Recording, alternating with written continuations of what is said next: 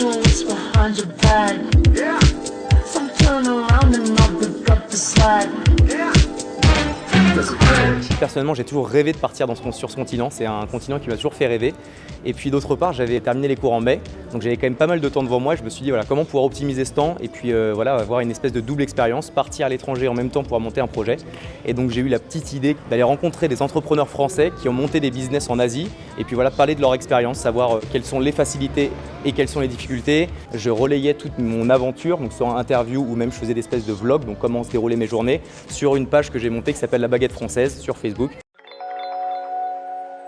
Je suis arrivé sur place, donc j'ai commencé par Hong Kong pendant 15 jours. Ville extraordinaire, les gens sont extrêmement sympas et là-bas j'ai pu rencontrer différents profils de Français, certains ayant monté des boulangeries, donc typiques français, d'autres ayant monté des restaurants. Donc du coup j'ai échangé avec pas mal de différents profils de Français là-bas.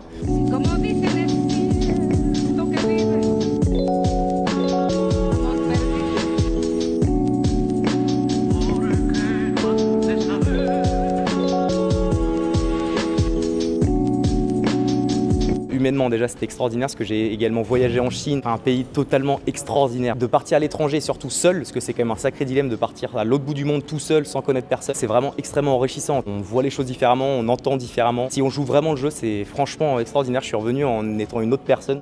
Et puis aussi des opportunités, étant donné que j'ai réussi à trouver un stage pour la rentrée en janvier prochain, donc de ma 5e année, en stage de fin d'études, dans en plus une grosse agence de broking. Franchement, pour finir en un mot, c'était vraiment extraordinaire et je le recommande à n'importe quelle personne d'ailleurs qui souhaite reprendre la baguette française, s'il a du temps, il vienne me contacter et ce serait avec grand plaisir d'en discuter et puis de lui offrir l'opportunité de faire ça aussi.